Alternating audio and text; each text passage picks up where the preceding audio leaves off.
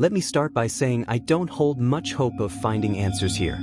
I've posted variations of this story across countless forums, from obscure horror boards to deep web threads, and this is pretty much my last stop. Maybe it's better if I don't uncover what I'm chasing. When I was younger, much younger than I am now, I went through a dark phase, obsessed with shock, exploitation, and gore films. I'm not proud of it, and I won't dig into whatever psychological scars fueled that fixation. Seeing someone die in front of me at 12 might have played a part, a moment that seared itself into my memory, blood pooling on the pavement, the air thick with a silence that screamed louder than any sound. That's all you need to know about me to understand what follows. It began with slasher flicks and body horror, the kind of movies that thrill you with fake blood and jump scares. But after a while, those lost their edge, failing to deliver the adrenaline I craved. So, I turned to real stuff, grainy, unfiltered glimpses into death's raw face.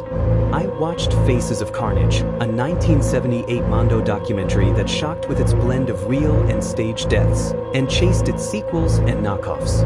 Then I went deeper, into corners of the internet where the lines between spectacle and reality blurred. Typing this makes me feel dirty, so I'll stop there. The point is, in 2008, I stumbled across a film on a gore site I frequented, a place where hardened viewers traded the darkest content. This film, whispered about for days, was said to unsettle even the most jaded. They claimed it made Faces of Carnage look like a children's cartoon. When I watched it, I couldn't disagree. If you're hesitant to keep reading, I'll ease your mind. What I'm about to describe isn't some grotesque torture scene or a cannibalistic horror that'll make your stomach turn. But if you're faint of heart, turn back now. This film broke me, ended my obsession with gore, and that's saying something for someone who'd seen it all. It wasn't the kind of visceral shock that makes you gag. It was deeper, a soul-shaking dread I can't fully capture in words. You might wonder why I'm trying to find this film again if I'm done with that world. I'm going to watch it. Never again, and you shouldn't either. But someone needs to trace its origins to understand what it is and where it came from. The film was called Shattered Glass, billed as a 1987 documentary about Chicago's gang culture and urban decay. Its title card was stark, white text on a black screen. Shattered Glass, a Shadowline Films production. If anyone knows anything about Shadowline Films, please message me, even if it's unrelated to this movie. I've found nothing on them, no trace of their existence. The title card gave way to text that chilled me. Over 800 lives are lost in Chicago each year, a number set to climb in the coming decade. The film opened with an interview, a young man with tired eyes, his voice heavy with experience. I came from Detroit, thought I'd run things here in Cook County, he said. But Chicago's different. It's every man for himself.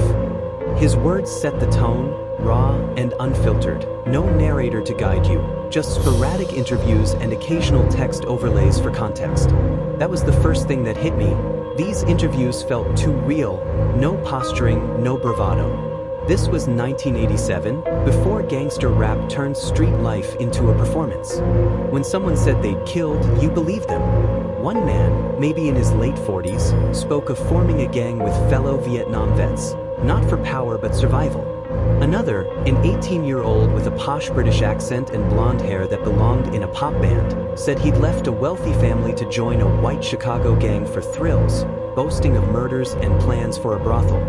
His casual cruelty stuck with me. After that first interview, the film cut to a house engulfed in flames, a woman's cries piercing the air, screaming that her child was trapped inside. 3 minutes passed, no sirens, just her anguish. Then text faded in, line by line. In many Chicago neighborhoods, first responders fear to tread. Even in daylight, residents are left to fend for themselves. A fire truck will arrive in 40 minutes. That sent a shiver through me. I didn't yet understand why this was on your site, but the clips grew darker, graphic, unedited scenes of violence, police brutality, domestic abuse, and the ravages of addiction. Shootouts, suicides, gang initiations, all captured on handheld cameras. No censorship, no mercy. Not every scene was bloody, but the ones that were held nothing back. Objectively, I'd seen worse in Faces of Carnage, but something about Shattered Glass felt heavier, more haunting, though I couldn't couldn't pinpoint why. This wasn't a typical exploitation flick, mixing stage deaths with real ones for shock value. It was different, raw in a way that sank into your bones. One early clip showed a shootout in a high-rise housing project, two gunmen firing from windows, one in the cameraman's building, one across the courtyard. For minutes, it was just gunfire and shattering glass, the shooters invisible. Then one leaned out for a better shot, took a bullet, and plummeted 20 stories, his head splitting on the concrete below, viscera splattering in a way that felt too real. Another clip, less graphic but just as unsettling, showed two gangs exchanging fire from cars. One vehicle, its windshield riddled with bullets, veered off the road, nearly hitting a group of schoolchildren just released from class. Not all scenes were violent. One showed a street race, the winner slowing to accept congratulations. A panhandler approached, and the losing racer, in a flash of rage, mowed him down. No blood, no scream, just a sickening crunch as the man was flung into the air and gone. That absence of sound haunted me most. Other moments burned into my memory. A parole officer and police arrived to arrest a man for violating terms. He shouted through the door, "I ain't going back." A gunshot rang out, and they stormed in to find him dead by his own hand. A teenager was filmed inside a car with gang members, sent on a drive-by initiation. They pulled up to the target's house, argued with him, then drove off without firing. Two gang members prepped weapons in a basement, planning a rival attack, but the film never showed the outcome. A cop stopped a man for a broken taillight. He fled and was crushed by a dump truck. Two teens threw rocks from an overpass, one smashing a car's windshield. The next clip showed the driver, a woman, her face battered, likely dead. A woman, ravaged by drugs, suffered a miscarriage in a hospital, the camera lingering on her pain. What made these clips so dreadful hit me later, they were all shot with the same camera. No variation in aspect ratio, no timestamps, just a consistent, almost cinematic quality despite minimal editing. No one acknowledged the camera or its operator, who remained silent, unseen, uninvolved. It made no sense, yet I was certain nothing was fake. The film had no narrative thread, just a relentless parade of human suffering. The scene that still haunts me was a man attempting to rob an undercover cop at knife point. The cop struck back, and the man, panicking, pulled a gun, maybe a backup, thinking a knife would mean less jail time. He fled, carjacked a vehicle, and led police on a chase, filmed from multiple angles yet feeling unstaged. He crashed into a tree on what looked like a college campus, grabbed a pregnant woman, and held the gun to her head. The cops tried to talk him down. The camera zoomed in, catching the moment fear or guilt overtook him. He released her, dropped the gun, but a cop fired, and he collapsed, screaming, a sound that still echoes in my mind. The camera lingered on his face as he bled out in the snow, dead, no older than 16 or 17, one officer muttering, "They get younger every year." After watching, I felt hollow, my soul drained. I knew I'd never touch another shock film. Within days, all links to shattered glass vanished from the web as if scrubbed clean. The final scene was silent security footage, not handheld like the rest. A man, wearing the same clothes as the opening interviewee, walked down an alley. Two figures emerged, shot him in the back, and left him to bleed out for minutes until the screen cut to black, no credits. In a strange way, I'm grateful for the film.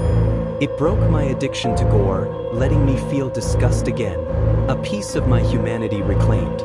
But I suspect its makers intended the opposite, to strip viewers of that humanity, to leave them numb. If you know anything about Shattered Glass or Shadow Line films, please message me privately. If you find the film, watch it at your own risk. Update: I was stunned to learn some of you had heard of Shattered Glass, especially here, not on the gore forums I'd scoured. I might have overestimated its obscurity, though it's still a ghost in the broader world. A few mentioned it in old threads about the most disturbing films, alongside Faces of Carnage and Blood Crucible, but most hadn't seen it, only heard secondhand of its intensity. I missed those threads in my searches, somehow. I also found images of the cover online, a black and white sketch of a broken window, plain white text of the title and Shadow Line films, but no other details, just the 1980 1987 date and a vague note about Chicago gangs. Someone sent me a version of the film, but it's not the real thing. It's a 40-minute cut, stripped of blood and key interviews, including the opening one. The cuts are clumsy, noticeable to anyone who's seen the original's nearly 3-hour runtime. I doubt Shadowline Films made this edit. A Chicago local said the carjacker scene rang a bell as a news story from years ago, but they knew of no video. I'll update if I learn more, but knowing others are aware of this film, even faintly, eases the weight a little. Final update: this is my last post before I delete my account and change my IP. Thank you for the bits of information, but please stop sending them. My goals were to vent and trace the film's origins. I succeeded in a way, but it wasn't worth it. Some of you guessed it from my chats. I found the full shattered glass. I won't share it or its links. If you know anything about this film or its makers, keep it to yourself. My posts may have stirred something dangerous. The VHS arrived with no return address, alongside other Shadowline Films documentaries from the mid-1980s to early 1990s. I didn't watch them, and I won't name them. I've said too much already. The package spooked me enough to move. Life's too short to chase death down these dark paths. If you're tempted by gore films, pick up a book instead, something eerie but safe, like The Wraith's Hollow or Swamp Shadows. Stay away from this one. You're not just risking trauma, you're risking everything.